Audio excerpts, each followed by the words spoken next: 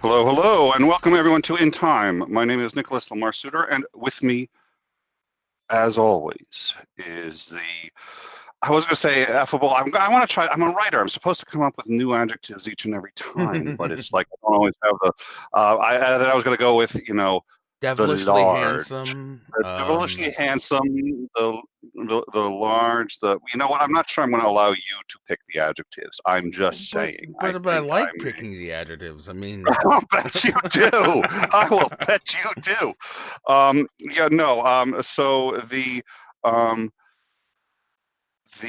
lumbering, the handsome, are, the ever. I was gonna. Okay, I was gonna try like a Jedi, like kind of, but never mind. lumbering. Lumbering. Yeah, yeah. But no, I don't like that one. I don't know why. I just don't. But all right, the ever-present Ansgar Odinson. Hey, everybody. Thank you all for joining us. So we do have a few things before we start the show. We covered yesterday as part of breaking news the update on the island in the Philippines where there was a volcano which appears to be showing signs of imminent rupture. We spoke a little bit about what the different possible kinds of rupture are. Ideally, it's going to be some kind of venting or just lava that comes out. That's the ideal situation. The ideal situation is lava just pours out of the thing. The less than ideal situation is, especially given how much water is in the area, and salt water. The less than ideal situation is that it collapses, the salt water goes in, you get an explosion equal to a blast numerous times, by even an order of magnitude, the destructive force of the Hiroshima bomb, and that would be staggering. They have, quote, evacuated 30,000 people at last report from sort of the most inner area, but those people have been evacuated to further deeper down in the island. I don't know how many have been. Ansgar, do you know anything about how many people have been? If we one. So if what? Well, no, well, how many people have been evacuated? The one problem, of course, is there aren't a lot of boats. There aren't a lot of ports that can house these boats, and airplanes can't fly in the area because there's so much smoke. It damages the airplanes, and Right. they can't fly. As of 5 hours ago, the number is up to 40,000 people that have been evacuated right now. But there are still hundreds of thousands of people in the danger zone still. There are significant difficulties with evacuation because, as you said, planes can't fly, and this isn't.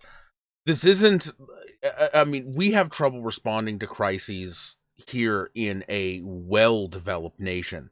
The Philippines is a string of islands, so it's not like you can just drive a bunch of relief there.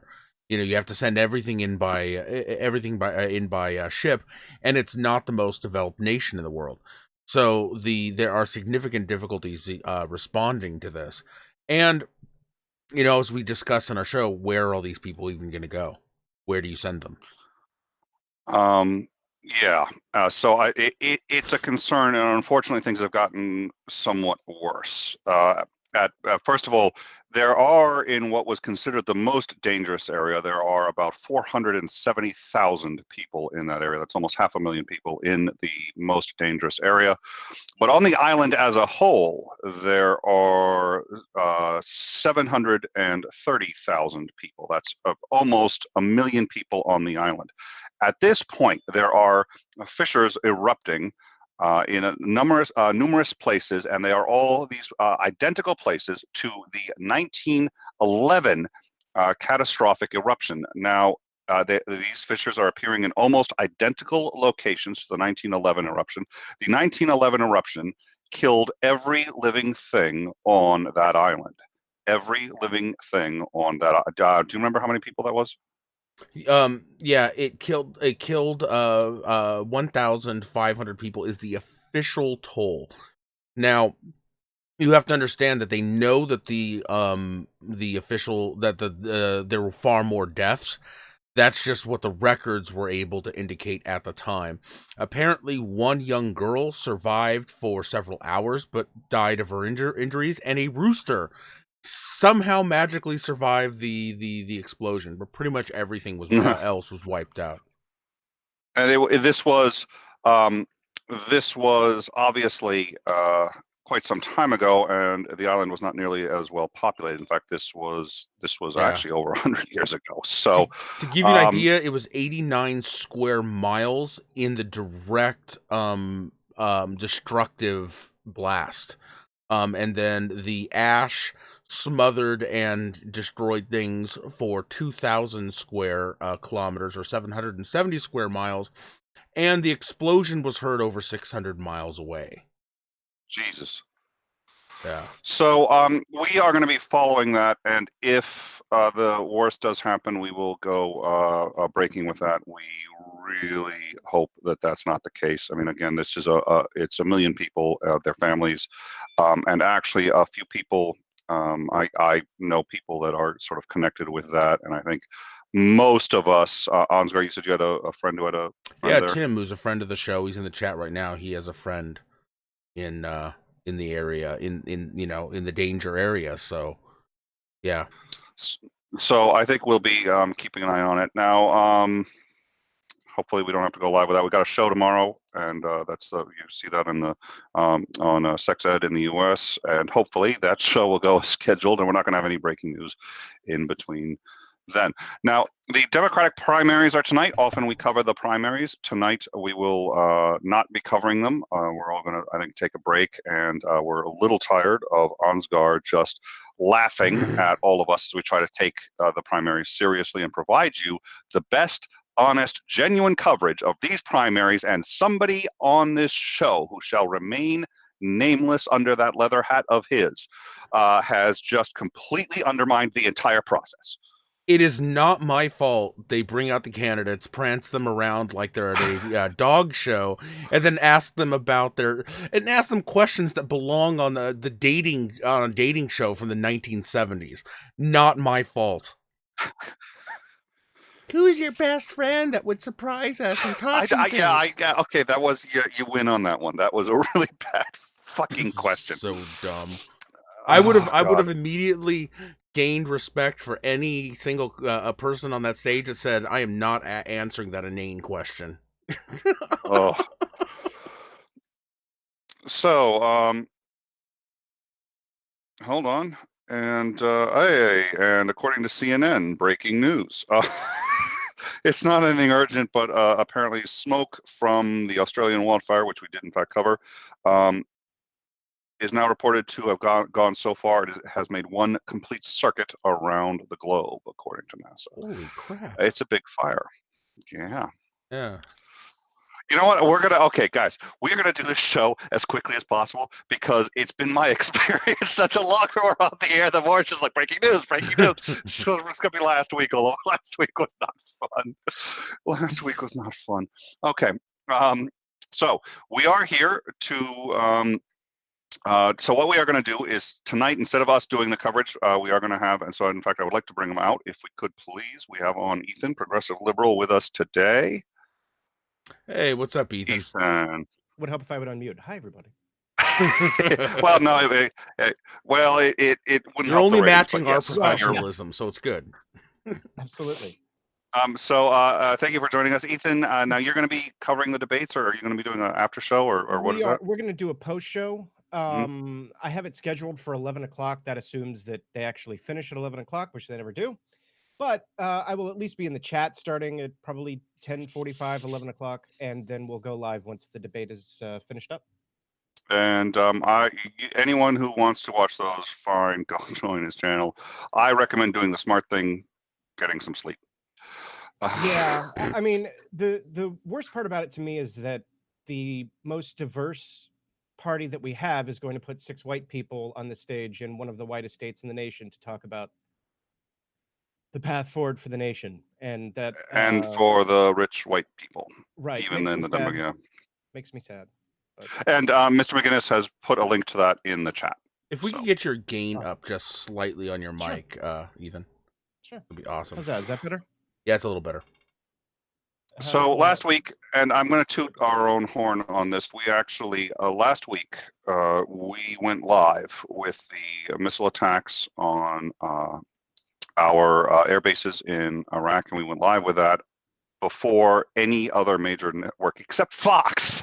Fox was live and Al Jazeera was live, and we went live with that before ABC, CNN, even the AP. So we're very proud of that. And we also brought in 2 experts to discuss what brought down the aircraft, and we declared our opinion that it was anti-aircraft fire a full 24 hours before the New York Times confirmed that. And our producer is going to murder me if I don't say Justin Trudeau has also confirmed it because he's all handsome and it's Canada, so obviously it means something. I have no idea. You can ask him. Oh, please. So what we're going to do today is we're going to try to cover and put in context the entire week, which was a little intense. And I mean, literally the hashtag World War III was trending, and It was, and there's a few things I'd like to discuss about that too, but we're going to discuss it also. What I'd like to do is get into a rough timeline of what happened. So on January 3rd, 2020, Iranian Major General Soleimani landed in Baghdad International Airport. Shortly after landing, the United States launched 4 Hellfire missiles into his convoy, killing him instantly. The Iranian prime minister, now we, at this point, we had declared him an enemy combatant, which makes the killing legal. We argued that he was preparing strikes on U.S. interests across the world, and therefore we had the right to kill him. According to the Iraqi prime minister, Abdul Mahdi, and I'm sorry, I will try to get these a bit better than I have been recently, although we're not going to discuss the volcano incident. How do you pronounce that volcano again? I'd have to see the spelling again. Oh, okay. Thank God he doesn't have it memorized. I think At it's any like rate, Skull or something like that. Yeah. Jesus fucking Christ! He pronounces it beautifully. It really fucking pisses me off. The Iraqi prime minister declared that actually Soleimani was there at the behest of the United States on a peace mission that the U.S. had requested, and that Iraq was brokering on behalf of the United States, and he was there carrying peace documents to broker peace between Iran and the U.S. Immediately after the attack, the Iranian parliament voted to expel the United States and all other foreign military from the country. Donald Trump refused to honor that expulsion and said that we would not leave. He later amended this and said we would leave if Iraq paid for the construction costs of the military base that we built, the largest military base that we built there. I would assume he's going to update that to include all of them, but that was what he said at the time. Iran, in the meantime, vowed immediate retaliation. Donald Trump, the president of the United States, took to Twitter to declare that the United States had already targeted 52 Iranian cultural sites and would destroy them if Iran retaliated. The consensus of the United Nations and other world leaders was that any such attacks on cultural sites would constitute war crimes. Secretary of State Pompeo then released a statement saying that the United States would only attack legitimate military targets and that those cultural targets were not included in any such list of targets. Donald Trump then once again took to Twitter and contradicted this claim, saying that yes, indeed, there would be 52 cultural sites attacked if Iran retaliated for the killing. Iranian Ayatollah Khomeini ordered 3 days of mourning for Major General Soleimani. The funeral procession, the largest such procession since the death of the former Ayatollah in 1979, started in Iraq and walked all the way through into Iran. During that funeral, the eulogist offered an $80 million bounty for Trump's head, which he tried to crowdfund. On January 7th, the Iranian Minister of Foreign Affairs, Mohammad Zarif, was on a pre-scheduled routine trip to the United Nations. To get to the United Nations, which is considered its own territory inside of New York, he has to travel through the United States. On direct orders of Donald Trump, he was denied entry into the United States. Doing so, denying a diplomat entry into the United States so that they can get into the United Nations, is a violation of our charter with the UN as one of the founding countries, and a violation of our commitments as the host country of the UN to allow any diplomats unfettered access into that space. The next day, at roughly 2 a.m. in the morning, Iran fired 22 ballistic missiles into Iraq, striking 2 U.S. military bases in the Green Zone. While initial reports indicated as many as 30 casualties, as of this moment, it is believed that there were no confirmed U.S. or Iraqi casualties. During the hostilities, it was reported that jets were scrambled out of our military base in the UAE, and Iranian jets were purported to have flown from Iranian airspace into Iraq. Shortly thereafter, it was reported that a Ukrainian passenger jet crashed just outside of Khomeini International Airport. Initially, it was reported that this crash was the result of equipment failure aboard the jet. Later, it was confirmed that this jet was shot down by Iranian anti-aircraft weaponry in what appears to have been a misidentification by Iranian air defense. Donald Trump announced that that evening that everything was fine and that he would be addressing everything with the country the next morning. Went to bed. The next day, he gave a speech in which he said that there were no casualties from the attack and that we would implement powerful new sanctions against Iran, and he asked for more NATO involvement in the Middle East. The attack, still considered legitimate by the United States since Soleimani was declared an enemy combatant, was declared an assassination by Iran and Iraq since they argued he was in fact not engaged in any hostilities against this country. The Trump administration said it could demonstrate to a certainty that he in fact was an enemy combatant and agreed to show this evidence to Congress. However, behind a closed-door session of Congress, they refused, arguing that to reveal their evidence would endanger intelligence assets.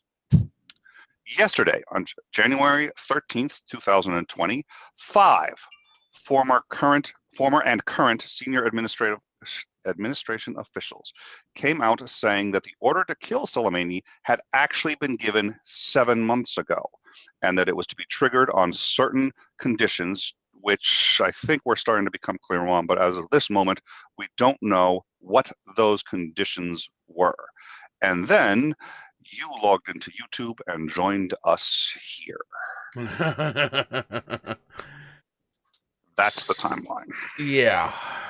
So I guess we should start with probably the killing itself. There's a lot to unpack. Oh my God. Well, first of all, if here's a question: if indeed he was lured into a killing,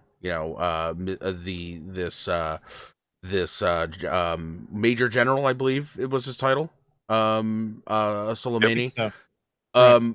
Is that an assassination, or is it a legitimate killing? Well, it depends. So oh Jesus, we ask you a simple question. It's 3 minutes and you just started the show. It depends, is nuance. So the original argument by the administration was that there were imminent attacks, that Soleimani was pivotal in the execution of those attacks against United States assets and possibly against targets within the United States. Now, if that is the case, then it's not an assassination, it's defense. It's preventive. I forget what they call it. There's a military term for it that slips my mind. It's like preventive measures. Preemptive. Is it a preemptive strike? Is that what I'm thinking? Yeah, no, I'm going to take a minute. I don't know why all of a sudden my brain just sort of. Here's a question though. Let's say that he really was legitimately planning these kinds of attacks. Is it still legal to invite someone to a peace accord and use that to kill them? No, not if he's just planning it. Okay. Because what they said is he wasn't just planning. The original argument was that there were strikes that he was like intimately involved in. Right. Essentially, they were alluding to the fact that he himself was going to hold a M16 or AK or whatever and shoot people. Right. And in that case, it's not an assassination. The problem is they haven't been able to back that up. Right. And as the president said today, it doesn't really matter. And it does, because one is an illegal assassination and the other is legal. Now, let's all agree that he was a bad guy that did bad things, right? Sure. Oh, why does it matter that whether or not we did this the right way if he's a bad guy? Well, the legal argument is because we have signed treaties that say we won't do that. That's Well, that's we've the made it legal clear side. that treaties really don't Well, I've mean a gotten whole heck this. of a lot. Sadly enough, this question actually has to be answered, and Nick can attest to this. Why does it matter whether or not we keep our treaties? Right. So, and then that gets to the other side of the argument. That's the sociological, anthropological, political, whatever. Right. You never want to normalize assassination, because the moment that a nation normalizes assassination, then it's normal for everyone else too. And we do not want to live in a world where we are all trying to kill each other's leaders all the time. Trust me, that world is a shitty, shitty world, and we don't want to live in it. That is the quickest path I know of to fascist and police states everywhere. All right, so so ostensibly the difference is, it's acknowledged we are allowed to kill people in a time of war so long as they're enemy combatants, so long as they are. So if he is engaged in acts of war, if he is trying to hurt us, right, and our interests, then it's okay. If he's not, and we just don't like him because he kicks puppies, because he actually, well, let's not even go for the joke there, because he's part of a brutal dictatorial regime. And by the way, there are even worse regimes out there that are brutally murdering people. Even if he's murdering people, we don't have the right to kill him. Right. And that's a great question. Like, okay, so he's a bad guy and we killed him, but why not Erdogan in Turkey? Erdogan's a horrible, horrible dictator. So why aren't we assassinating him? If that's the bar, and that's where the other question, that's the other part of that sociological, anthropological side, is where's the line? If the line is just, well, he's a terrible person that needed to die, why aren't we just killing every terrible person that needs to die? And what does terrible person mean? That's why we don't assassinate people, because we don't want to get into this. And it becomes a slippery slope. I mean, a terrible person may be somebody who just sets up an oil embargo in the U.S. Well, without oil, mothers can't heat their homes, so they are attacking our mothers. And so we have to. So there's always a way to justify it once it starts. And I would argue, too, Fran down the street, I think Fran down the street's a terrible person because I hate her green bean casserole. Well, I would argue, too, that there is something to be said for a country's reputation. And I kind of wrote a thread on this, but if you are known for continually violating your own treaties, breaking your deals, not keeping your word, there isn't a whole lot of reason for countries to make deals with you if you're just going to break them in a couple years or whenever you feel like it. The other thing is, too, is, if this is true, if this turns out to be credible that he really was there at our request for a peacekeeping mission, it makes it very hard to create peace anywhere in the world in the future. Anybody that we say, hey, listen, come to the bargaining table, let's try to talk this out, is going to be thinking, are there Hellfire missiles aimed at me? Right. Yep, exactly. And that is there's this difference between the respect of a nation, like respecting that a nation exists and recognizing that a nation exists. All of those things are different for diplomats. But if you start deciding which countries get to exist and which countries don't get to exist and which people get to be leaders of their own nations and who don't, it's just not a can of worms you want to open. We will live in a very different world in 20 years, and not a world that, Australian wildfires would be the least of our problems. Right. Well, and so there's something that I think a lot of people don't understand. There's two kinds of power. There's soft power and there's hard power. Hard power is military force, and we're pretty good at that. Soft power we've actually been very good at, and that's influencing people without having to use military force. And when we can do that, and when we've been very successful at that. But we start to lose the ability to do that when people don't trust us anymore. When people don't, so this is to Ansgar's point. I think it's a spectacular point. Soft power has to do with your reputation, more than anything else. And if the U.S. says, and it was very useful during the first Iraq War, because one of the reasons that the Kurds went with us was because they said, well, hey, it's the United States and they will back us. Now we have turned our back on them. They're getting slaughtered. They will remember that, as will maybe future allies that we need. And when we say, hey, listen, you guys want to help us, we're all on the same side, they're going to say, yeah, right now. Tomorrow you won't be. But there is a couple of countries that actually are keeping their treaties. China, Russia. Mhm. There's a reason they're doing that, because even people who don't like China are going to say, well, yeah, but if I make a deal, I may like the U.S. more, and the U.S. may have more power, but you don't know if the U.S. is going to keep its deals in a few months. I do know that China will. Yeah. That's not a position to be in. And I also want to state, I forgot, we are now monetized. So if anybody wants to, do any super chats, that is in the, you can either do it through Streamlabs. The link is at the top of the description there. And that's kind of cool, because then YouTube doesn't take out 30%. Or you can, what I have heard was, and this is confidential, I know, but I did want to, Ansgar's hat needs surgery. And it does. Some of the stitching has started to, and we may crowdfund that. It's not as important as a assassination, but So if you wanna, you can just do super chats. However, but we do certainly appreciate your support. We just had our Patreon hangout, and we'll do another one again for those of you who want to support us. But we do a shout out to all of you. Thank you all very much. So what was the next on the timeline? I just read the thing. It doesn't mean I know. Right. Let's see. After Soleimani's killing, what was next? The Iraqi prime minister said that, and actually this is stunning. Yeah, that we had requested peace, ostensibly to draw him out. He comes out, we kill him. Right. They then ordered the expulsion of all foreign military from the country. Now that would include obviously us, and Donald Trump said no. Yeah, which really strikes me. This is one of the ones that really gets me the most, because we spent blood and money saying we're creating a sovereign nation. We're creating a democratic sovereign nation. And then they democratically vote for us to leave. They try to exercise their sovereignty and say, please leave. And we say, no. Yeah. Well, and that's the problem with the whole Trump thing. Trump is the most inconsistent person in the world. He is consistently inconsistent.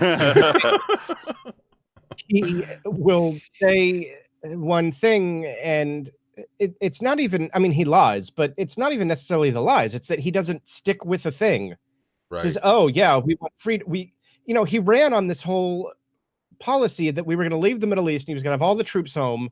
Now we're sending more troops. We just sent 3,500 troops from Fort Bragg, North Carolina last week. And we are trying to escalate things with Iran. So he's just consistently inconsistent. There's no track. There's no path to know what the fuck he's going to do next. I know this is skipping ahead in the timeline, but we just kind of discussed it. He's sending more troops. He's also asking for more NATO involvement after one, saying that we don't even need NATO, and two, that he ran on being the guy that would be non-interventionalist, that would get us out of the Middle East. And now he's saying, let's send more troops and be more involved in the Middle East. And we're going to dissolve NATO. He wanted to dissolve NATO. Right. Yes. And wouldn't it be great if this was whiskey?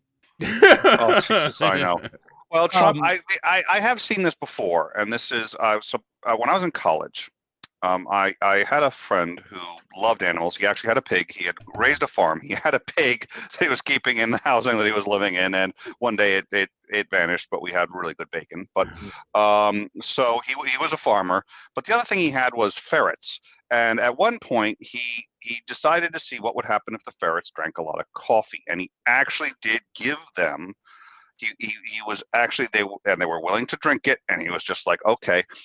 And I would imagine if you tied their tails together after having that much coffee, that's the closest thing I've ever seen to the president of the United States today.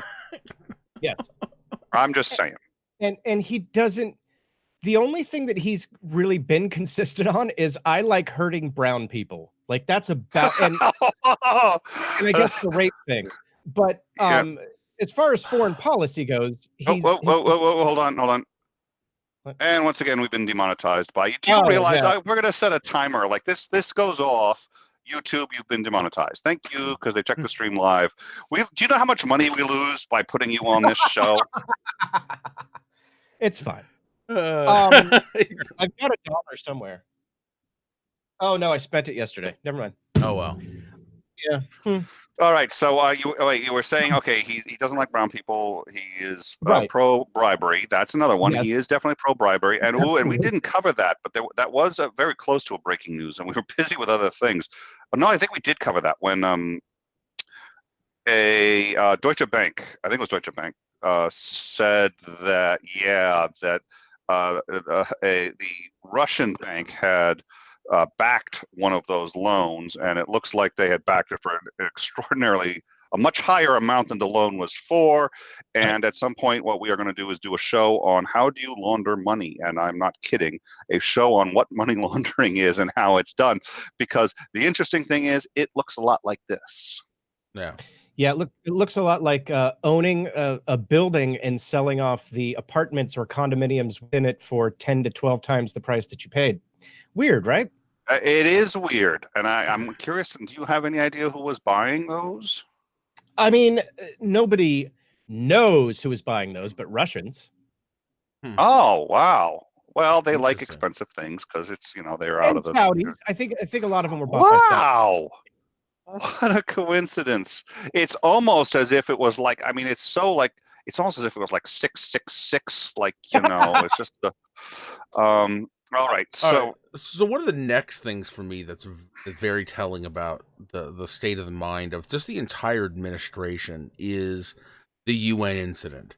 And the reason it's telling for me is that I believe it was the VP that originally said, vice president, for those not in the United States who don't understand that immediate acronym, but it was the VP who said, who had talked about possibly banning the Iranian foreign minister from the United Nations, and the United Nations responded ahead of time saying, "Listen, that's illegal.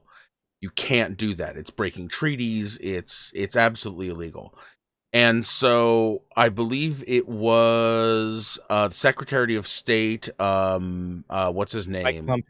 Pompeo, who issued the visa, said it was good, and hours later Trump revoked the visa and barred him entry from the United States and ostensibly from the United Nations. That was the moment in all of this that it really cemented, at least for me, just how belligerent the entire administration is at this point. Completely belligerent. Yep.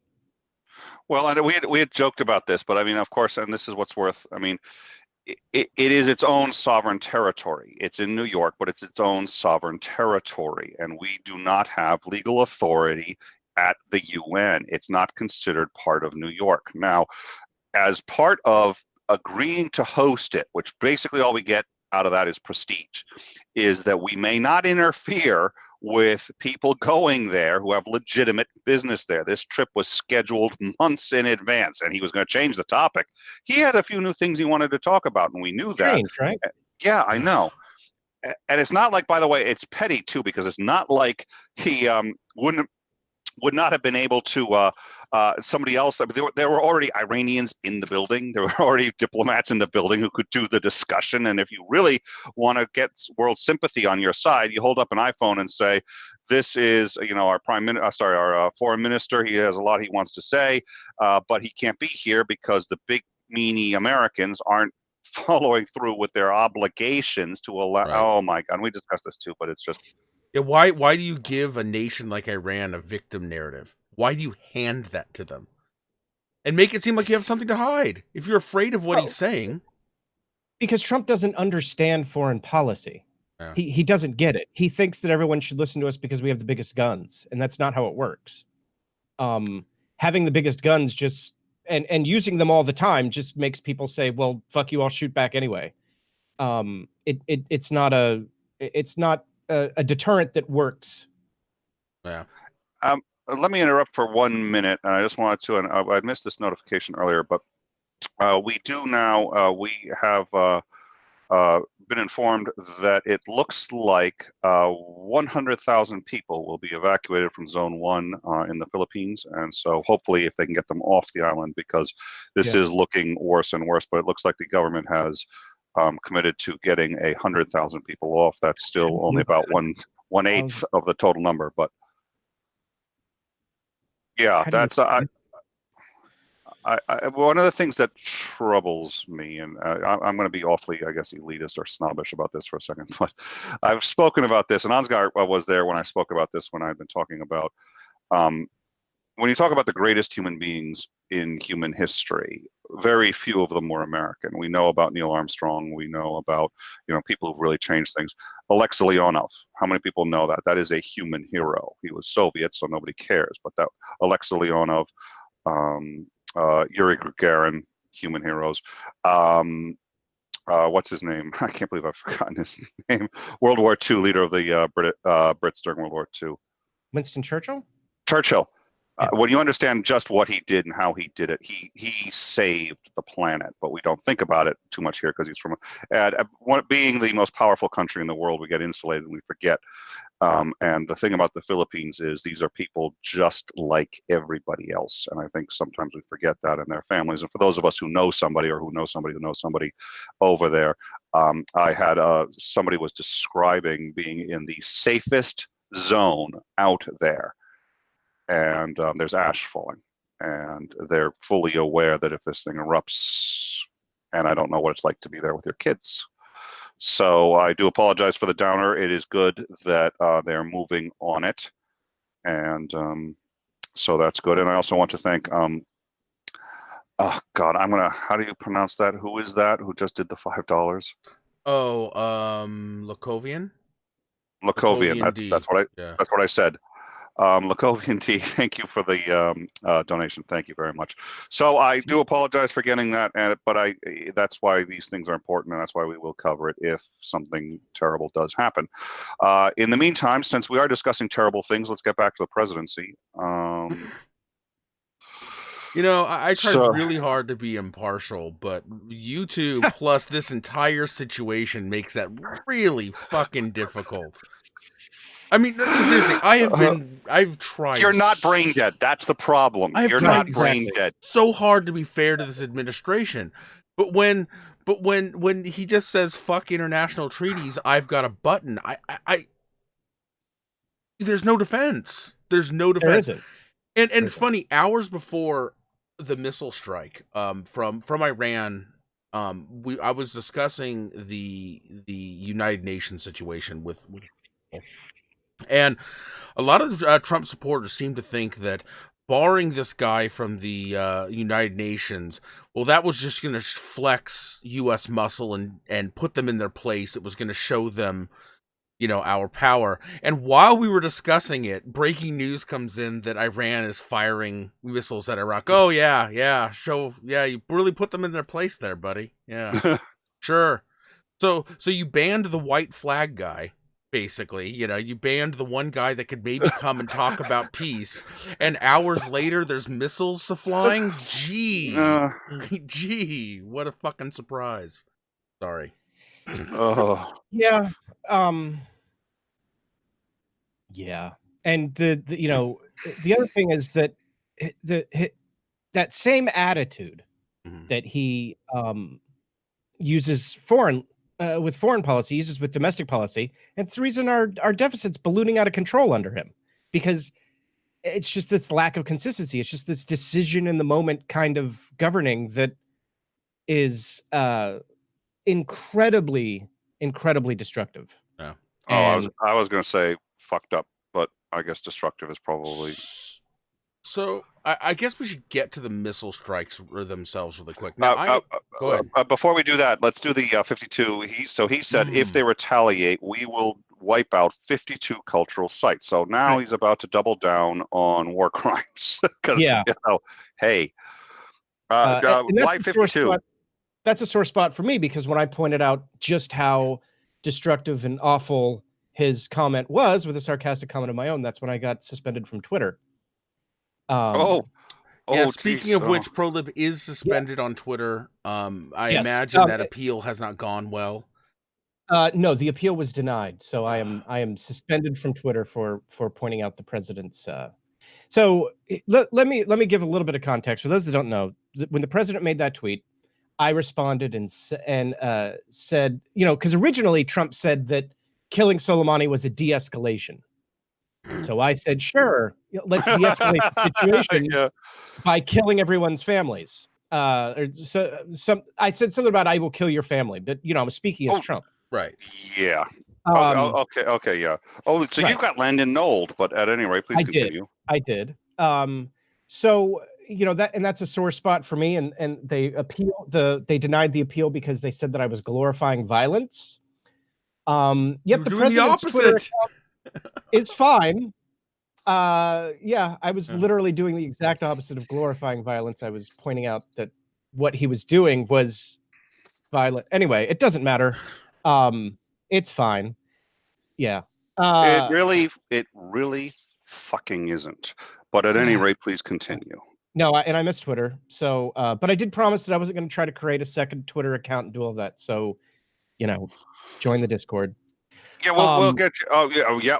Well, there is a spectacular Discord, and our producer is going to drop a link to it. And there's a great Discord if you want to stay up to date with breaking news and modern events and all that other stuff. And some, their choice of guests can be questionable, but it's a worthwhile show. So yes. But yeah, so we use Discord, and of course I'm on YouTube, so I'm pretty easy to find. But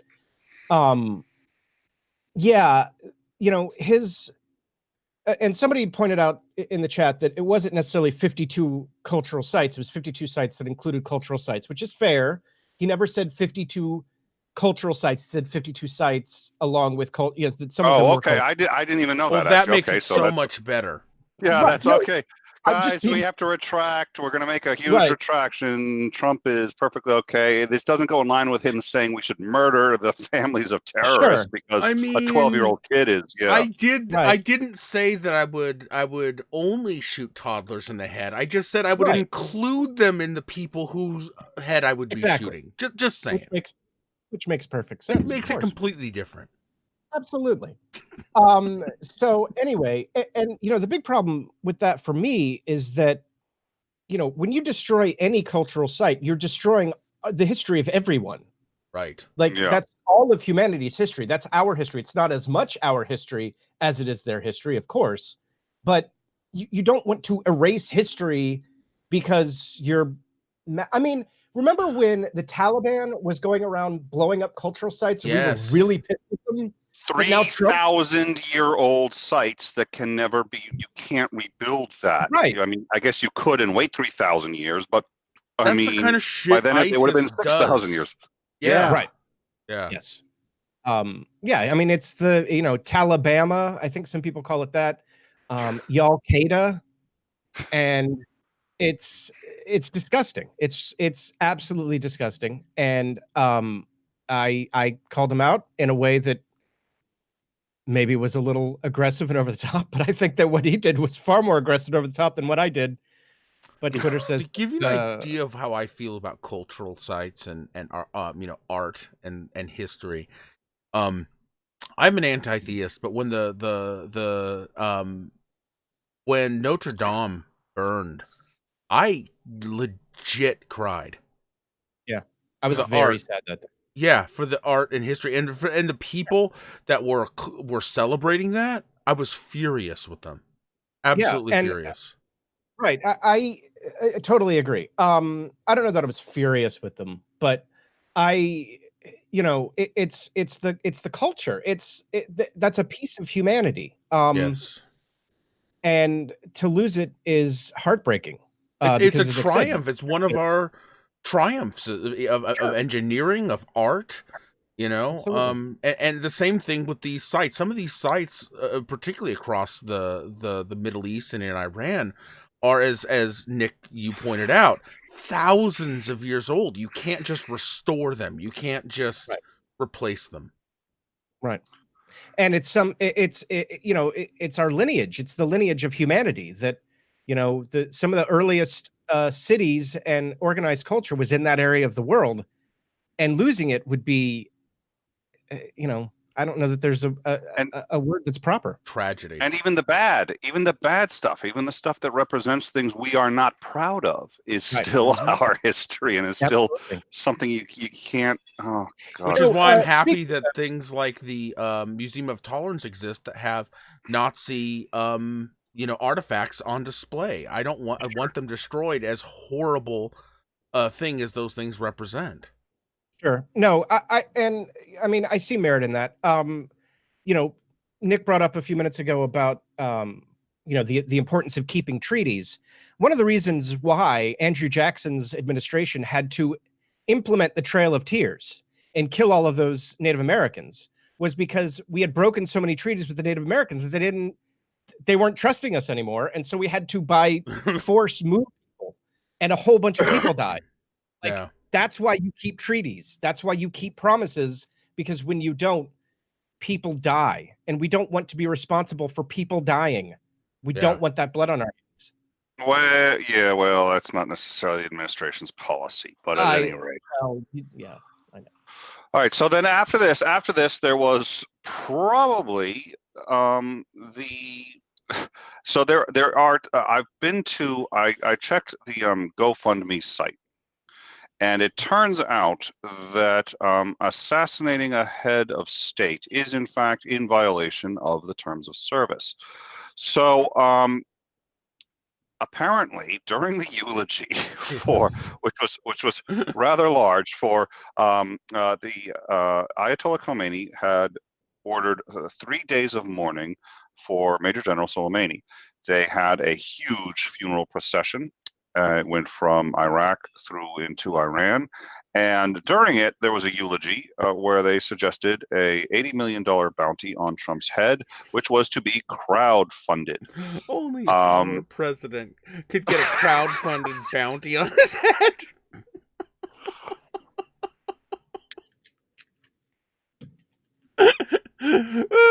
What alternate timeline have we stumbled into?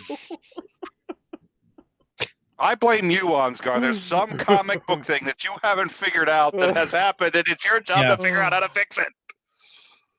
Find the portal, Ansgar. Tell me what I need to do to get through it. You have to tell the Flash to stop traveling back in time, because he fucks it up every single time. Oh, Jesus. Kitty the Atheist asked a question I'm gonna delve into real quick. She said, "Can the world do a new Nuremberg-style trial and prosecute Trump if he does do war crimes?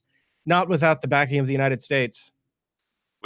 There is a country. There's a number of countries that have veto power in the UN, and any one of them can stop such a trial. And one of them has stopped trials, and we've actually stopped trials for Israeli war criminals, genuine war criminals who have actually themselves, with their own hands, not ordered, but engaged in war crimes. And when other countries try to prosecute them legitimately, we've exercised veto power over it for political reasons and political reasons only. Yeah, I think that's a good question, Kitty. That's oh God. The thing I like about Kitty is she thinks laws matter. Oh, I don't know where she got that idea, but laws, justice. Oh my God. Yeah, if only. That would be nice. Yeah, that would be nice. That would be nice.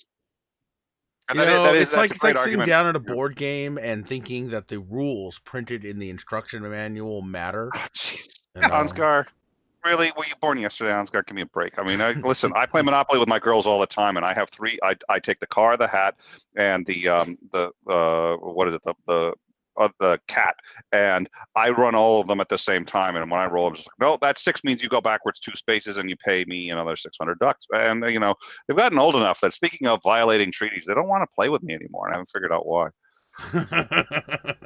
I wonder. That's what happens when you don't follow the rules. All right, so this general was beloved by people, it turns out, in Iran and Iraq. Iran and Iraq have wanted to kill each other for a great many years. A lot of it's religious. A lot of it has to do with the difference between Arabs and Persians. But it turns out there is one country, Donald Trump has succeeded in uniting the Persians and the Arabs, who have been enemies for a very, very long time. They are now united for the first time in really thousands of years, actually, and they are united in their hatred of one country, which they would like to see end in a ball of fire. He's done it. Congratulations. He put Jared Kushner inside in charge of finding Middle East peace, and maybe this was the path. Maybe we've done it. As a parent, I have come in and just been like, okay, I'm gonna make sure all the kids turn against me so that they stop warring with each other. Maybe it really was 4D chess. Maybe it was. Yeah. Somehow I did. Chess. Yes. So this guy was 4 dumbass. Yeah. So obviously this general was phenomenally popular. Killing him has not just been, ostensibly, it looks like an illegal assassination, but also just the killing of someone who was beloved by both sides. Do we have any thoughts on that, other than it being extraordinarily stupid?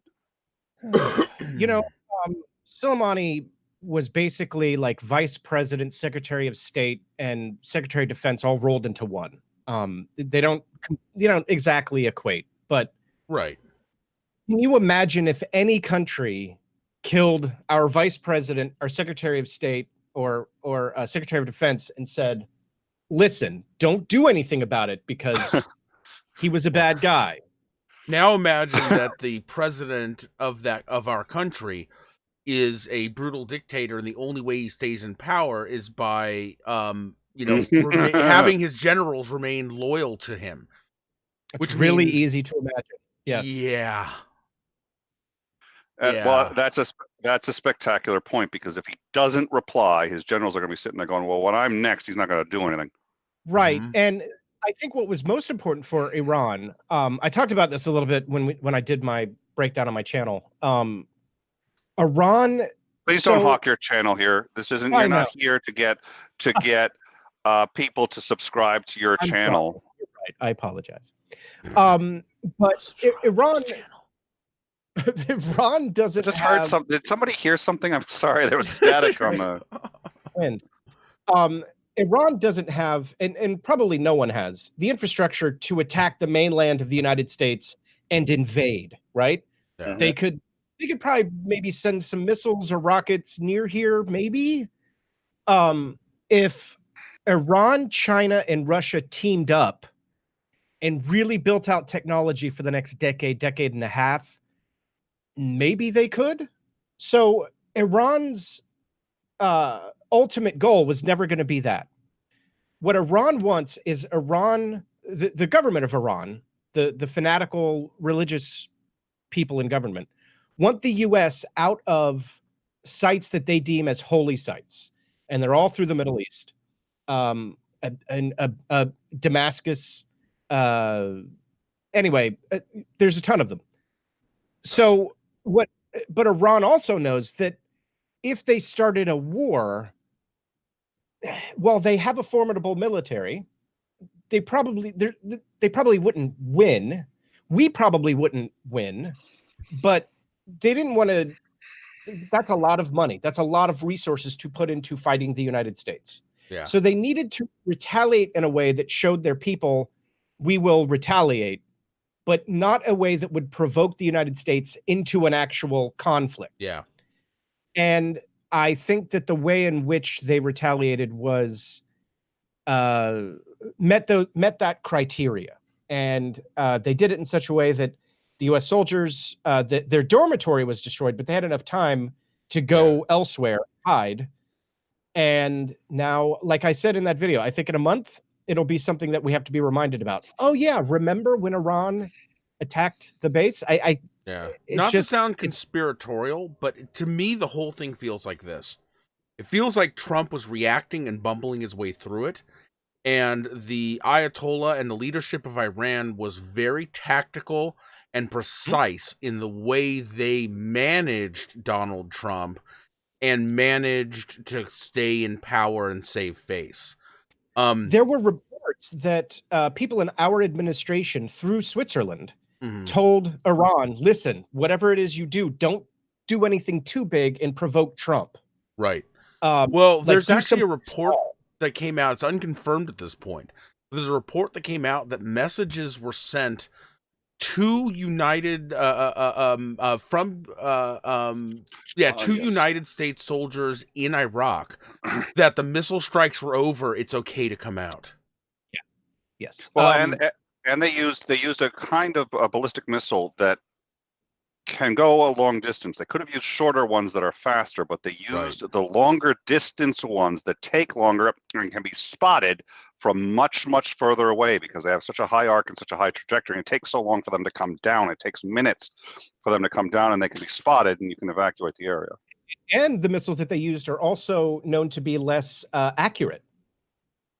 There you go. Well, and so we discussed this. One of the things I had said, because I did equate this to the Cuban Missile Crisis, in which the only way out was one side got to take the credit while the other side got to actually win. Russia won because they got the removal of our Jupiter missiles from Turkey, which is really a big win for them. It's a net plus for them because they didn't lose anything off that deal. They got them, and we lost something. We lost those missiles, but we didn't tell anyone we were losing those missiles. And in the end, it looked like later. Yeah, we did it a while back, and it looked like we stood up to them, and they stood down, and we intimidated the shit out of them. So all of a sudden, we're big. Well, so we looked like we won. And Iran has the benefit of state TV, which means they can tell their people, high casualties, look, and now the United States is backing off, we win. You know? Yep. Each side can go thump their chest and be the victor. So, and we have a little problem in the chat. There is somebody saying that Trump should be nominated for the Nobel Prize. I don't know who that is, but whoever's saying that is clearly insane and should probably be removed from the chat. I'm just saying. Here's what I'm going to say. I would support it. I don't think he owns any bells, and if he wants an award for the fact that he doesn't own bells, yeah, I actually am supportive of that. Sure. Well, we have a troll that's been in the live chat for quite some time, and we keep trying to get rid of him, and he's clearly unhinged. So we're working on that. So the let's see, we had the attack shortly after. During the attack, now there's some confusion, and as of yet, I still haven't quite. We've heard some walkbacks on whether or not a CAP, a combat air patrol, was launched, in fact, from the UAE, whether there was airspace from, and whether these aircraft. But nonetheless, there was a civilian plane launched from the Khomeini International Airport in Iran, and shortly into its flight, crashed. Originally, the Iranians said 10 seconds into the crash. I exaggerated, but it was actually it was about, I think, half an hour after the crash. They said, okay, the cause of the crash has been confirmed. It was technical failure. And then shortly thereafter, well, they sort of walked that back, but nobody could quite understand what caused the crash. And then it came out that it was, in fact, anti-aircraft fire from the anti-aircraft sites around the airport, which would ostensibly protect it from, I mean, there was confusion. There may have been, in their view, enemy aircraft in the area, and it looks like it was a misidentification. They thought it was an American plane. They tried to shoot it down, and instead it was a civilian aircraft. What about that? Yeah, and a number of Canadians died. Yeah, I would say that, one, it does show that with them trying to hide it for as long as they did, it does show that they are attempting to maintain peace. So there is kind of that, but what this does with tensions in the area, that remains to be seen. Yeah. Also, I think it affected Iran's response because they probably believed they were shooting down an American warplane. Mm-hmm. And instead they murdered a bunch of civilians publicly, very publicly, in front of the entire world. Well, I would say killed, and only because murdered implies an intent that I think at present is not. That's fair. That's fair. Killed, not murdered. No, that's fair. But I definitely think that it. I mean, it affected their ability to continue any kind of retaliation. Yeah. And yeah. I have to know, why the hell was a civilian aircraft even allowed to fly during an active military? Holy shit! That is one of that is the most mysterious question for me. Why was that aircraft even in the air? Yeah, who knows? I don't know. It seems to me that like there were multiple failures. Obviously, they should have shut down all air traffic because the other thing is, if the U.S. Does have planes coming in, they may engage the civilian aircraft. I mean, there's any number of things that could go wrong. You get all civilian aircraft out of the air, and this thing took off well after, as if I recall, the second attack had already started. So they did 2 attacks into the air. So they had. So there must have been several systems failures. But yeah, that's the thing is, and this was, and to tell you the truth, I don't want to turn this into a morality tale, but they always say it's not the crime, it's the cover-up. Right. What really bugged people at first was this looked like, and we covered it, and we had A2T Productions in here, and we talked about anti-aircraft because he worked as an anti-aircraft officer. I said, this is how it happens, and this is what it looks like, and this is what we can expect if this was taken down by anti-aircraft. But that was his opinion. Seemed to be that's what it was. That was our opinion looking at it, and we hit that before the New York Times. But at any rate, I'm not beating my chest. At any rate, I hear something. What is that? Yeah. Okay, thank you. Can we mute him, please? So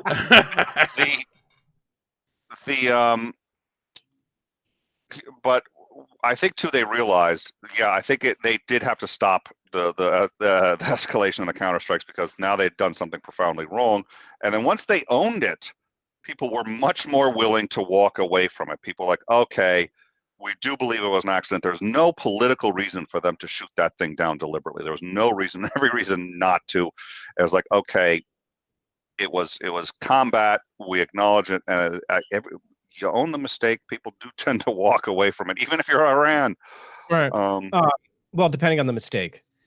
But the only thing that I could think of, this was speculation from somebody on Reddit, was that maybe they believed that there were Americans on the plane, and that would have been an intentional reason to do it, just to kind of hurt the Americans. But I mean, if they had access, to the passenger manifest, they would have known. They were known. I don't buy that, but that's the only. And here's the problem: if you're shooting it down to get maybe some Americans on the plane, you have to be aware that there's at least a possibility that there's Iranians on the plane too. Right. In fact, the vast majority of the passengers were Iranian. Right. Yeah, like they just killed a bunch of their own people, which, I mean, that's not outside the realm of possibility for this. Well, yeah, it is government. Iran. Yeah, but yeah, it's absolutely a tragic situation. In fact, the killing of their own citizens in the plane has sparked mass protests in Iran right now. Right. No, it's made. I mean, it's a huge bumble. It's a huge crisis for them right now. Yeah. Yeah. Absolutely. So okay. So the next thing that happened was we had in a moment of brilliant leadership, Donald Trump came out and reassured the nation and said that there would be a measured response and engagement, that he was in active contact with U.S. Defense Forces, and he was in contact with his colleagues across the world, and that we were formulating a proportionate and deliberate. I'm just kidding. He went to sleep. Golfing. Didn't he go golfing that same day? Went He out for a may Well, he golf? went have. golfing the next day. I just mean during the attack. He was awake during the Oh, attack, right. and Yeah. then he went to sleep. And all he was said just was, like, "All I'll is deal with this well." tomorrow. Yeah, all is well. Oh, We are assessing any possible casualties. We'll talk to you tomorrow. Good night, We'll chat basically. tomorrow. Yeah. Hi, right. Have a nation. good night.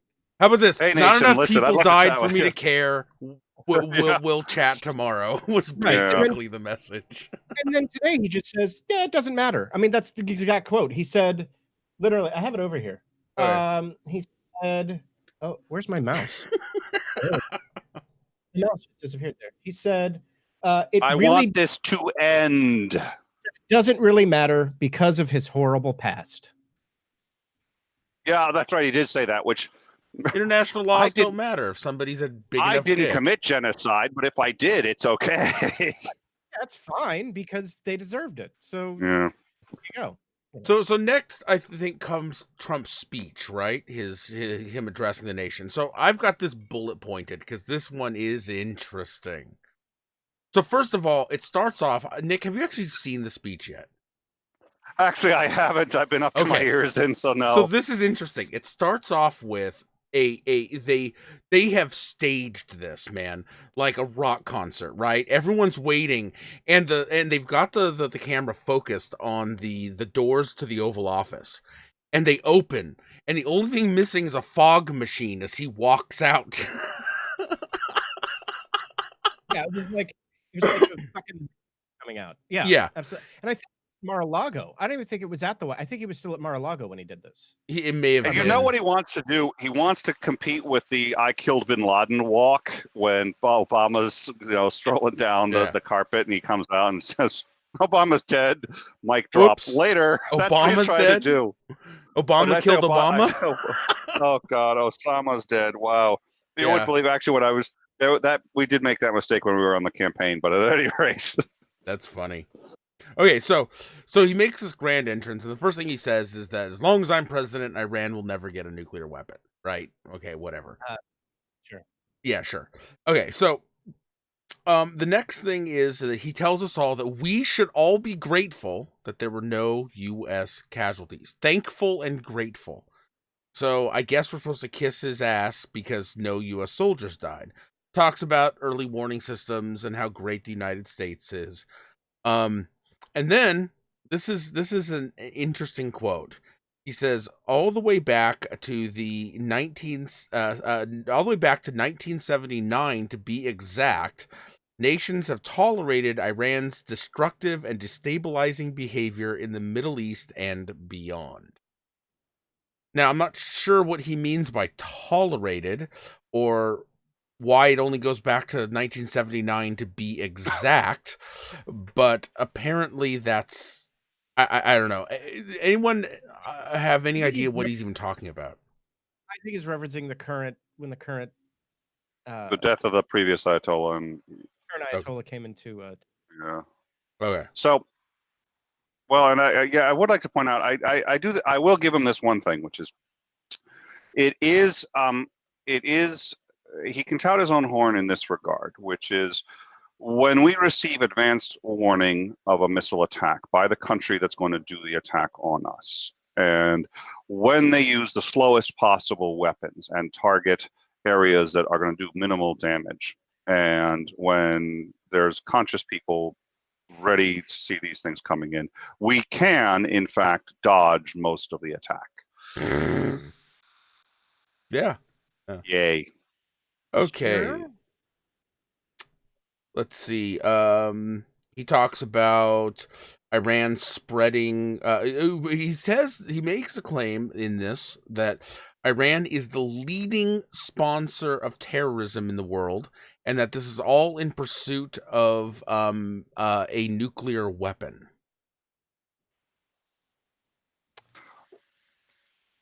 I don't know. I don't know what Ethan thinks. They are the leading sponsor of terrorism after Hezbollah, and I don't know. Are there any other? No, there's. No, it's not. No, it couldn't be the Saudis. They use our weapons to do it, so that's obviously not. Yeah, no. if it has an American flag on the side, it's not terrorism. Yeah. Right. Right. Oh, well, hold on. Shit. Oh, it's YouTube. We are unpatriotic, and our channel has been rebranded and is now being cast live on Al Jazeera. All right. Oh, okay, cool. Yeah. He then goes on to assert that Soleimani was the world's top terrorist. Oh, Jesus. Yeah, the top terrorist. Yeah. Top terror. Like, what does that even? No. I don't even. What does that even? Yeah, that's. There are a few things I would like to say, even not in jest, about the top terrorist in the world, but given what happened to your channel, I'm going to probably keep my mouth shut. But I think people can. YouTube Yes. channel, fine. Yeah, but if I say these things on YouTube, I'm actually starting to get a little flustered myself. But we'll keep that to ourselves. So he reiterates that in recent days that Soleimani was planning new attacks on American targets, which of course he is yet to provide evidence for. Now this is where things get really interesting.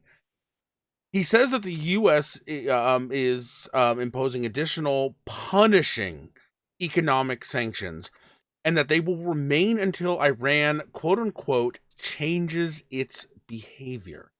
Now, no.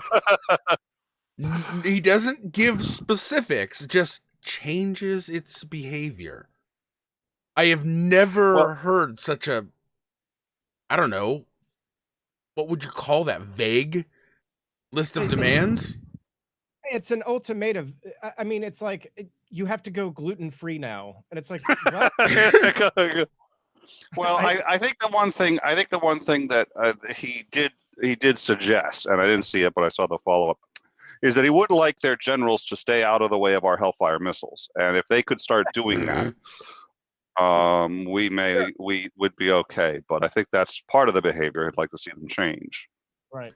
Yeah, that was the most like, did you write this speech, dude? Like, who wrote this? They have to change. I don't think he wrote it. It's a little cogent for him, but it certainly is. Who signed off on this speech? Who was like, this is. Do you remember the hand boilers? These yesterday. You hold the little. Yeah, and the heat causes them to go up. Yeah. Causes it to go up. It's not focusing. Oh, there we go. Yeah. So watching this thing is far more interesting than his speech. So I would just show you that.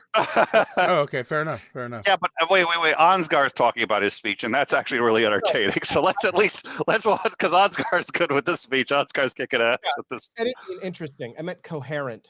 Fair enough. Coherent. Yeah. No, not that you are boring. I'm just saying that this is like. It reminds me of the way I used to talk to my kids, until your behavior changes, you're sitting in the corner. Like, that's not how you geopolitics. Right. Exactly. Absolutely. All right. So it's just nonsense. Go on. I'm sorry. Yeah, it's complete nonsense. So then he accuses Iran of seizing ships in international waters. They may have, but not relevant to the situation. Firing an unprovoked attack on Saudi Arabia, and if it's true, again, non sequitur to the current situation. Shooting down 2 U.S. drones, again, non sequitur to the current situation. Claim, now this is the really bold claim. This is where he starts to blame Obama for everything. Claims that Iran became more aggressive after the quote unquote foolish Iranian nuclear deal was signed. I would love to get your guys' take on that one. I mean, that's complete and utter nonsense. The whole point behind the Iran nuclear deal was that it was to keep Iran from developing nuclear weapons, which they didn't. Right. So it was exceedingly successful in its mission. Well, and here's the thing, in my view, and a lot of people, and this kind of bugs me. There's a whole, you get into what it means to be in a republic, and the fact that we don't vote ourselves. We elect people who are more educated than us on the particular topics to do the voting for us. But the reality is that deal did a lot of things, and yeah, it expired after a short period of time. But here's the interesting thing about things that expire, which is you can renegotiate them. Right. And the reality is, during that time, they wouldn't be building nuclear weapons. And not only that, so it wasn't a permanent solution, but it could have been if you stuck with it. And the other thing, and once they start getting American products and American culture, they're probably going to like a lot of it, and they're going to want to keep it, and they're not going to want to lose it. Once you've had, a lot of these Iranians have grown up without any money in the past. Once they start to have money, once they start to have an economy, they're going to want to keep it, and they're going to be less inclined to lose it. And not only that, but in order for them to keep that deal, they had to destroy most of the infrastructure for making nuclear weapons, which means if they decide after 10 years, fuck this, we want a nuclear bomb, they still have the knowledge. That they still have, and that's important. But they've lost the equipment, and they have to start from ground zero on that. So worst case scenario, so long as all sides were participating and keeping up with their end of the deal, which reports are that the Iranians were, this is a spectacular deal. Yeah. You just have to be able to understand the nuance of it. And Trump and has open trade with Iran and importing American products and culture. I mean, that's what had most of the Middle East so westernized back in the 70s. It's what helped bring the wall down in Germany. It's what helped destroy the Soviet Union. Was jeans and rock music. Yeah. Yep. And that's what we could be importing into these dictatorial regimes, is that culture.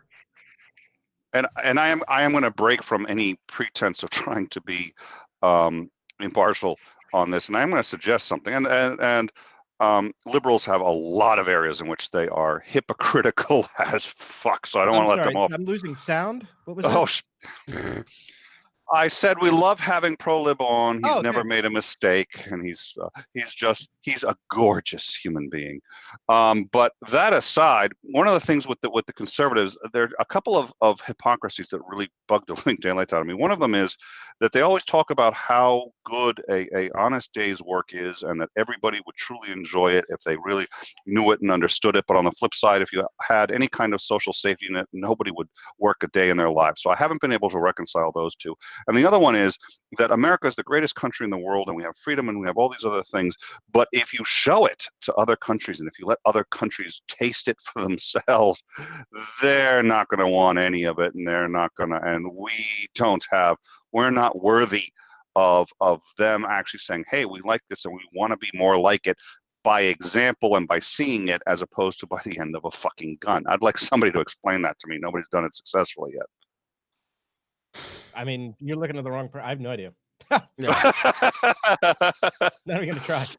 So the next part of the speech, he talks about we gave them billions of dollars, apparently in cash. He specifically says we gave them billions in cash.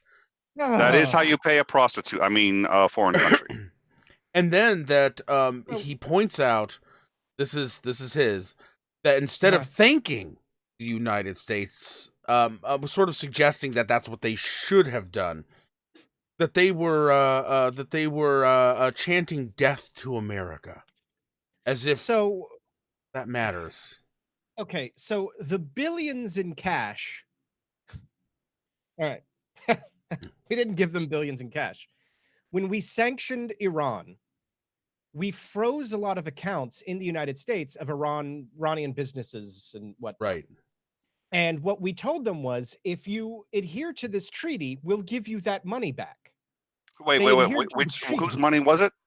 Theirs. It was Iranian money. It was their money. It was just their money. We were just giving it back to them. We said, hey, listen, we're going to hold on to this. If you guys are good and do this thing, at this point, we'll give you the money back. And we did. And conservatives fucking freaked out, like we wrote them a check for $1 billion for being good. Now apparently the narrative have shifted, and we literally delivered a suitcase filled with $100 bills.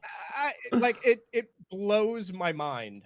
It just blows my. It's like I don't know. It blows my mind. It's like your dad saying, "Listen, you are grounded, so you don't get your allowance for 2 weeks. But if you adhere to the grounding, I'll give you the money that you would have gotten at the end of your grounding, and then you do good, and your grounding's over, and you get your money." Then your mom's like, "Why are you giving him our money?" And you're like, "It's my money." Well, then what I love is this bloated sense of ego that they should have thanked us for negotiations made on the geopolitical level, right? Right.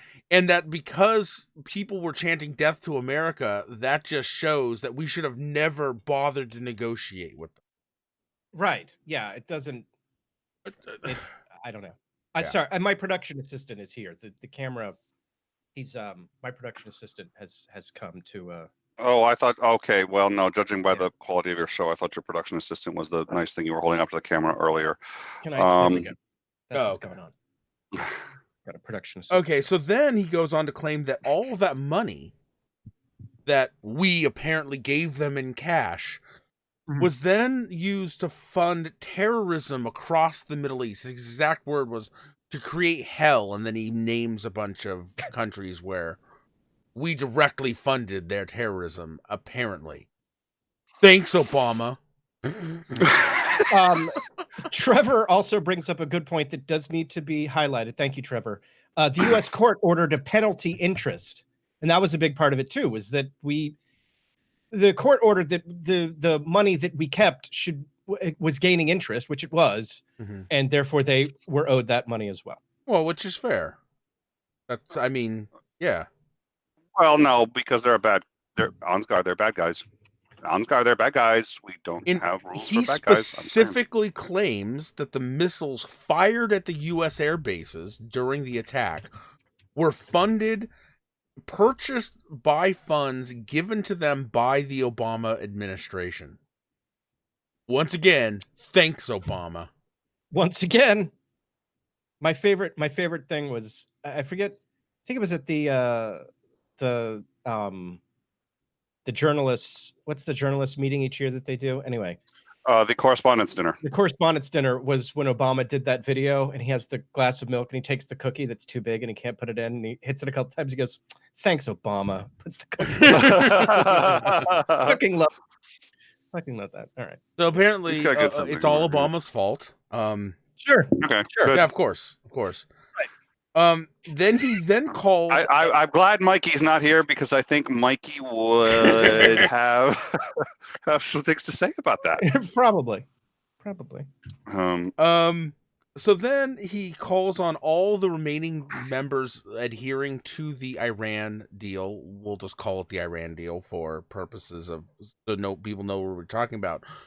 To break away from that Iran deal, so that they can draft a new deal that does exactly the same things that the current Iran deal does.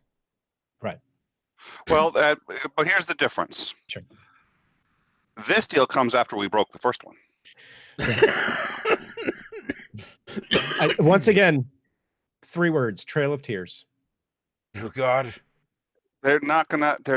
Why on earth would anybody ever deal with us again? It was Sitting Bull, I think. Sitting Bull was the head of the. Oh, was it the Iroquois? I can't remember what tribe he belonged to. I don't remember. I could look it up. And at some point, you could, please look that up. But at some point, he was just like, Whoa. Sweet is calling Mikey right now. No, Sweet. Phone. He's at work. Down. He's Sweet. at work. Phone. So down, Sweet. Yeah. I promise he's at work. Okay. But Sitting Bull at some point was just like, fucking no, we're just not doing it. We're not going to listen to another one of your lies. They've been moved like 3 times. And he was like, no, we're not doing it. And I mean, he ended up getting killed by a Union officer. The Lakota. Thank you, Native Atheist. The Lakota. It's the Lakota. There we go. And we're going to end up in the exact same situation with the Iranians and everyone else, for that matter. Yeah. Okay, so the last. So how are we going on the speech? Because I think we're going to need to start where Tony. I wasn't saying that Sitting Bull was part of the Trail of Tears. I was just saying that the 2 situations were. So here's one. No, we don't say his name, Ethan. Just FYI. Sorry, absolutely. No worries. It's okay. So here's one that I found really interesting, and this is one of the last little bullet points. I got 2 more to cover that they'll be short after this, though. Of course, we already covered that he wants NATO to become more involved in the Middle East. And then, so he claims that under his leadership, the U.S. has achieved energy independence. Jesus. According to him, We are no longer using oil from the Middle East. Now, this is funny because days later, he did an interview where he claimed that the only reason that he left troops in Syria is we're taking the oil. We're taking the oil. We're protecting the oil. The oil is ours. We're protecting the oil. We took the oil. Like, he literally went on a tirade about how we now have that oil, and that's why we have troops left in Syria. So if we have achieved energy independence, why do we need to take the oil? Oh, thank you, Ethan. Thank you. Oh, I'm sorry. I don't. Completely unrelated. Yeah, completely. Yeah. I do think his foreign policy, Do you? Yeah. I do think that Ansgar, his foreign policy does make a little more sense if you go find a brick wall, bang your head against it a few times, and then turn around, smoke some weed, bang your head against it a few more times, turn around, smoke some crack, and then take a look at his foreign policy. And I think a lot of it's going to make sense to you. Cool. It also helps if you vote Republican and go to church. Got it. All right. Yeah. You're not going to do any of that. I will tell you this, that's a lie. I honestly think most Republicans don't understand it either, but they just like winning, and they are thrilled that they're winning, and that's all they care about. Yep. So the next claim? There's an old saying, Republicans fall in line and Democrats fall in love. So the next one, apparently he has completely... There's more? Yes, he completely rebuilt the U.S. military. Sure. Okay. Yeah. Why do I envision a tabletop with like little Lego military figures? This is what he's rebuilt them. This is just my response. Like this is just that's all I got. Now the last one. Now I think we really need to thank Trump for this one because this one's huge. 3 months ago, he this is a quote, 100% destroyed ISIS. It's gone now. 100%. 3 months ago, he did this. So my wife got this for me for Christmas. We're going to start doing some response videos where I use these, but they're bitch citations. And there's a lot of different, as you can see. Yeah. There's a lot of different. There's so many. There's just so many different. We're going to go. I'm going to do a stream one time, and we're just going to go through and just see how many of these that Trump qualifies for. We're just going to do that. That's going to be the whole stream. We're just going to sit down. We're going to do a community stream, and we're just going to figure it out. So any response to us having completely destroyed ISIS? I mean, that's clearly a legitimate claim. No, we haven't. No. So I'll give it a little bit of context. Okay. ISIS is what we call them. And it's what they want to be called because ISIS means Islamic State, essentially, the state of Islam, the nation of Islam. That's the translation, the rough translation. What they don't like to be called is Daesh, D-A-E-S-H,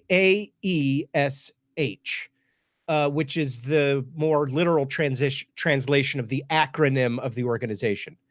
They don't like that because then they just sound like an organization of people instead of an Islamic nation, which is what they want to be recognized as. And so by calling them ISIS, you're legitimizing them. Correct. And if you'll notice, John Kerry has never called them ISIS. He only ever calls them Daesh. And they hate it. They absolutely hate it. And Obama wouldn't call them that either. I mean, he called them ISIL, but he would call them ISIL. And Trump would say all the time, why won't you say radical Islamic terrorism?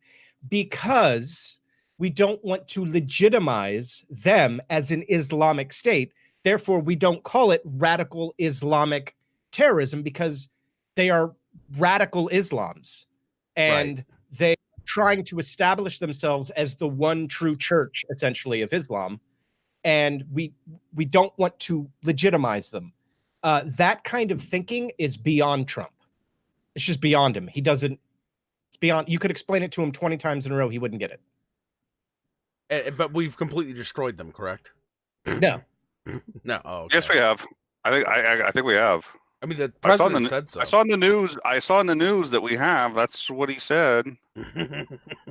So this is the Is it- USS Kelvin from Star Trek 2009. Look, it lights up like when I hit Oh the yeah, little yeah, button. yeah, yeah, yeah, Isn't yeah. that Yeah, cool? cool. That Yeah. is cool. That's the Yep. one that was destroyed in the alternate timeline, Yeah, or this in the is original George timeline Kirk. that created. That's right. Right, yeah. So Isn't so that what you're nifty? trying to say is we're all living an alternate timeline, Sure. and we really kind of would like. Okay. Yeah.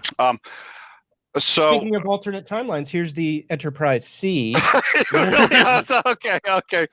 So All did you right, want to all right. cover what happened in the Senate at There all? we go. Or not the Senate, in the in Congress at all with the evidence that hasn't been given because it'll compromise intelligence assets and all that? I'd like to do it for 5 minutes, and I'm not as Ethan may know more about this than I, and I do have a question which he may be able to answer. But so this was a killing that all sides agree on. Soleimani Sure. was killed. The question is, was he murdered, essentially assassinated, or was it killing, as in what you would see in a war, where it's not murder? It's just not. If you kill someone in war, it's not murder, so long as you're following certain rules. So we say it was killing. Most everybody else says it was murder. It was an assassination. Whether or not it was one or the other has a lot of impact on how, whether or not we've broken international laws, treaties, so on and so forth. And I think you brought up a lot of good examples. And it's going to hinge on, was he actively planning attacks against the U.S. and did killing him prevent these attacks? Now, so far, the evidence seems to be rather scant.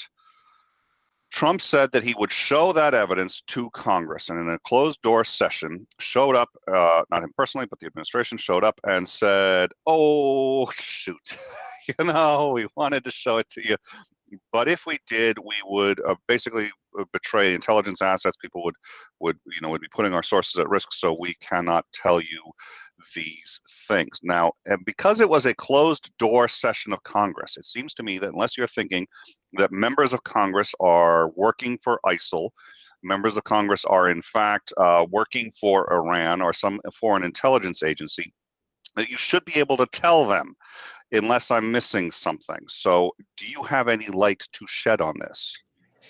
Well, what I was going to say was just stolen by a certain troll in the chat, but I'll say it anyway. Murder is a legal term, so it's not murder unless you're convicted of murder. Oh, okay, that's true. Fair point. But it is absolutely an assassination.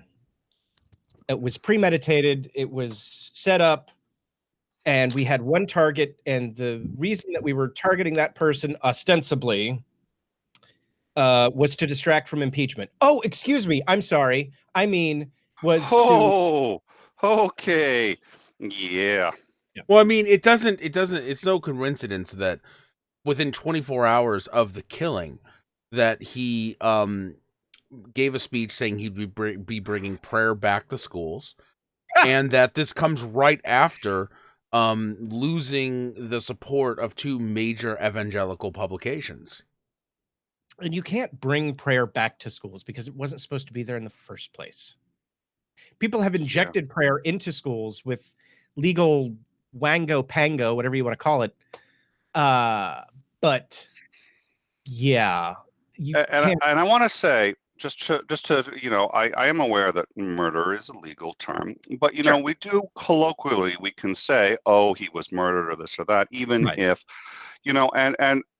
it's sort of like the difference between atheism and agnosticism based on whether or not you're talking maybe like in philosophy, or I will go there.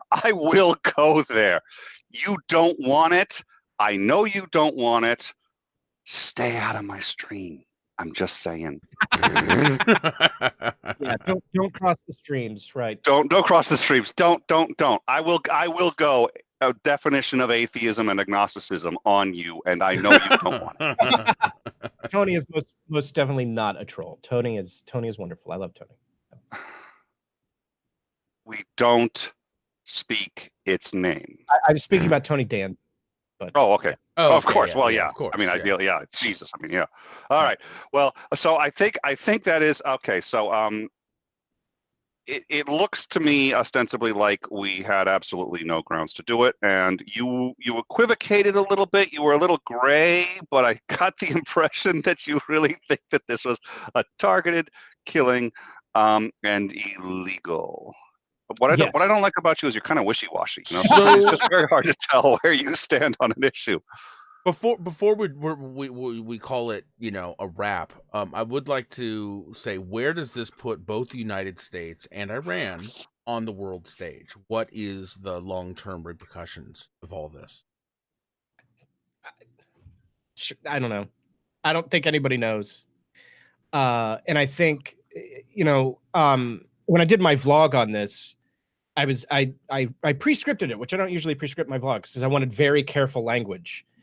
And I said, anyone who tells you that they know how this is going to turn out is either lying to you or a fool. And I'm sticking with that. I don't know, and I don't think anybody knows. I don't think Iran knows. I don't think anyone in the Trump administration knows. Right. Well, to be honest, I don't think anyone in the Trump administration knows how the lunar cycle is going to turn out. It's sort of like, we sure. have the science in on it, but really it's, Yeah, but I just don't think there's too many variables to try to calculate. It's like the Drake equation. Like, probably, but we don't know, so we can't know, All right. Well, Ethan, I think unless Ansgar, you can think of anything else, although I do have one more brief thing I'd like to do, but all right. Well, so thank you very much for coming. I hope that this helps people really understand this a lot better, and hopefully with a good sense of humor, because it's either that or cry. But we do have minor breaking news. It's reasonably minor, but since it is actually in Prolib's wheelhouse, we will quickly hit it, which is Mitch McConnell has said that the trial will begin next week, probably on Tuesday. So the impeachment trial will begin next week on Tuesday. He has said, quote, "Our members feel that we have an obligation to listen to the arguments." I'm sorry, I can't really say that with a straight face, which I love that, he doesn't say, "I believe," Right. as the head of the Senate, I think we have to have integrity. He's just like, listen, I really don't want to have integrity, but some of our members seem to think we should have it.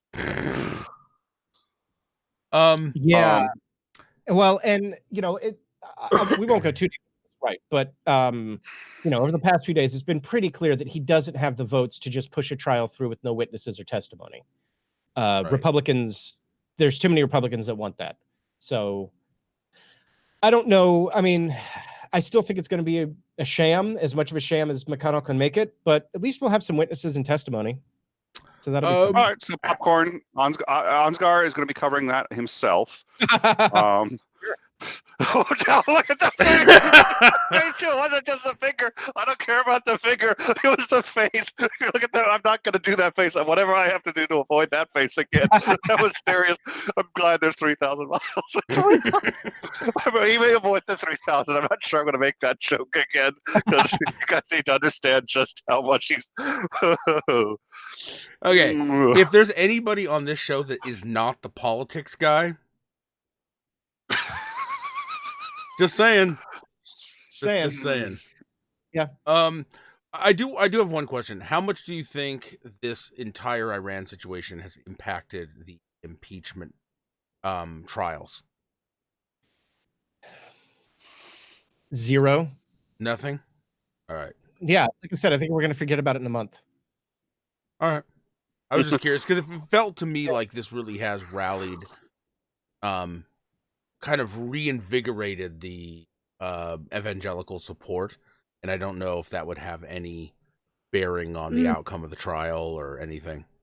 Maybe. I still I don't see a path where he's convicted. I just don't see it. Right. I would love that, but I don't currently see how that would happen. So I don't. And the other thing that's funny is if anything, it made his approval ratings go down. Really? So it actually hurt him politically. Yeah, there were some polls come out that said, yeah, it may have made them come down. It definitely didn't make them go up, which is what they expected. So if anything, I think that Republican senators are more likely at the moment to stand up to him than fall in line, but I don't think that there's enough to convict him. Fair 13 enough. How many have to defect? Yes, I think so. Right. We'll stick with 13. It's either 13 or 23. And re-election. Does this affect re-election potential at all? No, it's too far away for that. Okay. Way too far away. We don't even know who the Democratic nominee is going to be, although it looks like it's going to be Sanders, which is interesting. Yeah.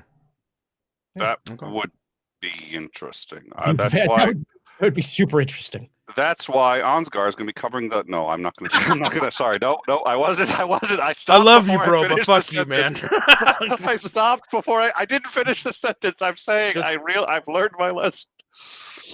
Oh God. Okay. All right. Well, thank you very much for joining us. Like I said, we will stay on the. I'm desperately hoping we're not going to be doing any breaking news for any number of reasons. The joke there is, of course, my wife's going to be really upset. But truth be told, there's some terrible things going on. So we hope it's the best case scenario, but it isn't looking as good as anyone would like. Thank you once again, Ethan, for joining us. Everyone, please do go to his channel in general. It's he knows what he's talking about. That's why we have him on here. The good news is he's not too smart, because then it'd make us look like idiots, but he still has a pretty good channel anyway. And we also, if you will go see his post-debate coverage tonight, I think would be great. And we just had that dropped again. And actually, I think we also did, if you want to join our Discord, we will be discussing a lot of this in the Discord, the In Time Discord immediately after that's been dropped as well. So if you guys want to start heading over there and join us for the In Time Discord, I will not be able to make it, unfortunately. But Ansgar really wants to. Please do ask him about the impeachment and about the Democratic primaries. I'm sorry, I'm really walking off that train on thin ice. I'm going to stop. You only said that because you're leaving. I did. I swear to God, I'm not coming back for 24 hours because and hopefully by then. Nick's gonna wake up tomorrow morning with a top hat in his bed. right next time I'm gonna pull the bed out. There's just a top hat, like us. This is a little blood and all the other. Right. Oh God. All right. Well, the good news is I've learned I can upset Ansgar about as much as I like, so long as I keep one emergency phone number in my pocket, and that's his wife. And even then, I'm just like, but if I stay in good terms with her, I might make it. All right. Thank you all very much for joining us, and we will see you tomorrow, hopefully, and have a good evening. Bye, everybody. Yeah.